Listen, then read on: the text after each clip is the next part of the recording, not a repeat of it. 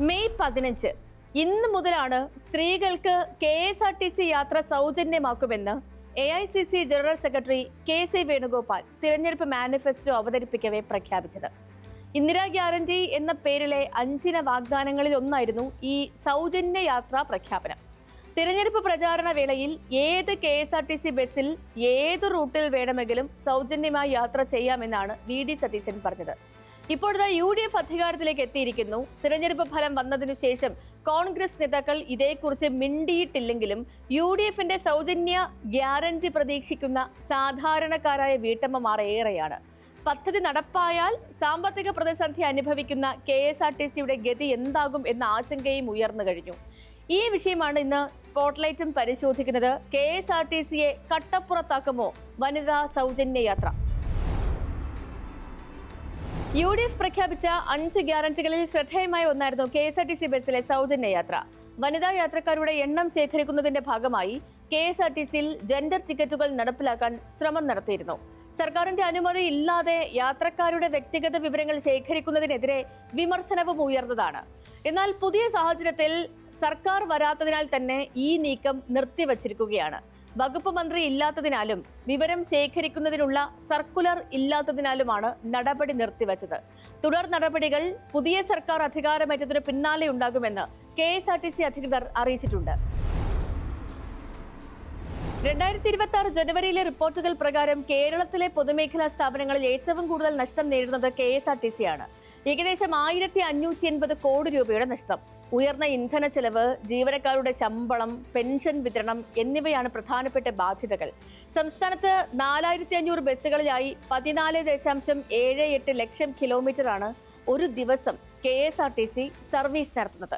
ഇതിൽ 2047 ബസ്സുകൾ 15 വർഷം കഴിഞ്ഞതിനാൽ പൊളിക്കേണ്ടവയാണ്. ശരാശരി 20 ലക്ഷം യാത്രക്കാരാണ് സർവീസുകളെ ആശ്രയിക്കുന്നത്. 6150 കോടിയാണ് കോർപ്പറേഷന്റെ സഞ്ചിത നഷ്ടം. 2024 മാർച്ച് മാസം 31 കണക്കുകൾ പ്രകാരം ഇത് 10952.22 കോടിയായിരുന്നു. KB ഗണേഷ് കുമാർ മന്ത്രിയായ ശേഷം മുൻ വർഷങ്ങളെ അപേക്ഷിച്ച് നഷ്ടത്തിൽ ചെറിയ കുറവൊക്കെ വന്നെങ്കിലും കോർപ്പറേഷൻ ഇപ്പോഴും വലിയ കടബാധ്യതയിൽ തന്നെയാണ്. നടത്തിപ്പ് ചെലവുകൾ വർദ്ധിച്ചതാണ് പ്രധാന കാരണം. ഡീസൽ, ടയർ, സ്പെയർ പാർട്സുകൾ എന്നിവ വാങ്ങിയ ഇനത്തിലെ വൻകടം ഇനിയും ബാക്കിയാണ്. പശ്ചിമേഷ്യൻ യുദ്ധത്തെ തുടർന്ന് ഇന്ധനവില ഉയർന്നതിനാൽ പ്രതിസന്ധി ഇനിയും വർദ്ധിക്കാൻ തന്നെയാണ് സാധ്യത. ജീവനക്കാരുടെ ശമ്പളം, പെൻഷൻ എന്നിവയാണ് വലിയ നഷ്ടത്തിന് കാരണമാകുന്ന മറ്റ് കാര്യങ്ങൾ. 35,000 സ്ഥിരം ജീവനക്കാരും 9,801 താൽക്കാലിക ജീവനക്കാരുമാണ് ഇപ്പോൾ കോർപ്പറേഷനിലുള്ളത്. വാഹനങ്ങൾ ഓടിക്കിട്ടുന്ന വരുമാനത്തിൽ നിന്നാണ് ശമ്പളത്തിനും പെൻഷനുമായി പ്രതിമാസം 165 കോടി രൂപ കണ്ടെത്തേണ്ടി വരുന്നത്. നിലവിൽ 4500ഓളം റൂട്ടുകളിലായി സർവീസ് നടത്തുന്ന ബസ് യാത്രക്കാരിൽ 45% സ്ത്രീകളാണ്. സൗജന്യം അനുവദിച്ചാൽ 10% വർധന പ്രതീക്ഷിക്കാം. എത്ര സ്ത്രീകൾ യാത്ര ചെയ്യുന്നു എന്നതിന്റെ കൃത്യമായ കണക്ക് ലഭിക്കുമ്പോഴാണ് ഈ പദ്ധതിക്ക് എത്ര കോടി വേണ്ടിവരും എന്നറിയാൻ പറ്റുക. പദ്ധതി നടപ്പാക്കാൻ പ്രതിമാസം 90 കോടി രൂപ ചെലവ് വരുമെന്നാണ് അനുമാനം. നിലവിലെ സാഹചര്യത്തിൽ ഇതിനു പുറമെ 100 കോടി കൂടി ലഭിച്ചാലേ സ്ഥാപനത്തിന് പിടിച്ചു നിൽക്കാൻ കഴിയുകയുള്ളൂ. സർക്കാർ സഹായമായ 80 കോടി രൂപ കൃത്യസമയത്ത് കൈമാറാത്തതിനാൽ SBIയിൽ നിന്നും മാസം 50 കോടി രൂപ ഓവർ ഡ്രാഫ്റ്റ് എടുത്താണ് ശമ്പളം നൽകുന്നത്. വലിയൊരു തുക വിദ്യാർത്ഥികളുടെ കൺസെഷൻ ഇനത്തിൽ സർക്കാരിൽ നിന്ന് ലഭിക്കാനുണ്ട്. വനിതാ സൗജന്യ യാത്രയുടെ കാര്യത്തിലും സർക്കാർ സബ്സിഡി കൃത്യസമയത്ത് നൽകിയില്ലെങ്കിൽ ഡീസൽ അടിക്കാനും ശമ്പളം നൽകാൻ പോലും കോർപ്പറേഷൻ ബുദ്ധിമുട്ടും.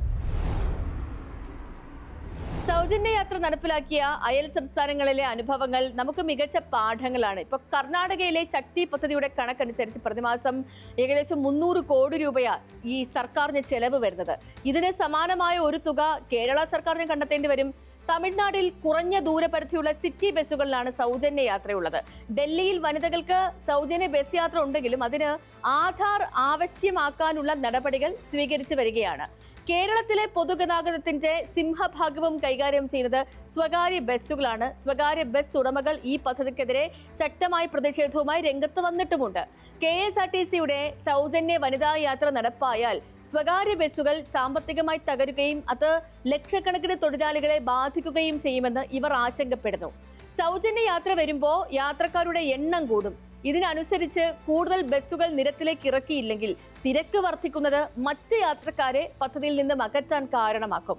കേരളത്തിന്റെ ഭൂപ്രകൃതിയും ഗതാഗത രീതിയും കണക്കിലെടുത്ത് സ്വകാര്യ ബസ്സുകളെ കൂടി ഈ പദ്ധതിയുടെ ഭാഗമാക്കാൻ സാധിക്കുമോ എന്നും സർക്കാർ ആലോചിക്കേണ്ടതുണ്ട്. പദ്ധതി നടപ്പാക്കുമ്പോൾ KSRTCയുടെ നിലവിലെ സാമ്പത്തിക പ്രതിസന്ധിയും വരുമാന ഘടനയും ഒരുപോലെ പരിഗണിക്കേണ്ട സാഹചര്യമാണുള്ളത്. അതുകൊണ്ട് തന്നെ കോർപ്പറേഷനെ അധിക ബാധ്യതയിലേക്ക് തള്ളിവിടാത്ത പ്രായോഗിക മാതൃകകളാണ് ഇപ്പോൾ പ്രധാന ചർച്ചയാകുന്നത്. ബാധ്യത കുറയ്ക്കാൻ സർക്കാർ ഡയറക്റ്റ് ബെനിഫിറ്റ് ട്രാൻസ്ഫർ വഴി യാത്രക്കാർക്ക് നേരിട്ട് ആനുകൂല്യം നൽകുന്ന രീതിയെക്കുറിച്ച് ആലോചിക്കേണ്ടതുണ്ട് എന്ന അഭിപ്രായം വിദഗ്ധർ പങ്കുവയ്ക്കുന്നുണ്ട്. പ്രവർത്തന ചെലവ് കുറഞ്ഞ ഇലക്ട്രിക് ബസ്സുകൾ കൂടുതൽ ഉപയോഗിക്കുന്നത് ബാധ്യത കുറയ്ക്കാൻ സഹായിക്കും. ഏതായാലും പദ്ധതി KSRTCക്ക് ബാധ്യതയാകുമോ എന്നത് സർക്കാർ എങ്ങനെ ഈ പദ്ധതിയെ നടപ്പാക്കുന്നു എന്നതിനെ ആശ്രയിച്ചിരിക്കും. ഭാവിയിൽ ഏത് റൂട്ടുകളിലാണ് കൂടുതൽ സർവീസുകൾ ആവശ്യമായത്, ഏത് സമയങ്ങളിലാണ് സ്ത്രീ യാത്രക്കാർ കൂടുതൽ ഉള്ളത് തുടങ്ങിയ കാര്യങ്ങളിൽ വ്യക്തമായ ഡേറ്റയും വിലയിരുത്തലുകളും ആവശ്യമാണ്. ഇതിനനുസരിച്ച് വ്യക്തമായ ആസൂത്രണവും വേണം. സ്ത്രീ സുരക്ഷയും സ്ത്രീ ശാക്തീകരണവും മുൻനിർത്തി ചില പ്രത്യേക സർവീസുകൾ പൂർണ്ണമായും വനിതാ ജീവനക്കാർ കൈകാര്യം ചെയ്യുന്ന രീതിയിലുള്ള വിമൻ ക്രൂസ് സർവീസുകൾ വ്യാപകമാക്കുന്നതും ചർച്ചകളിലുണ്ട്.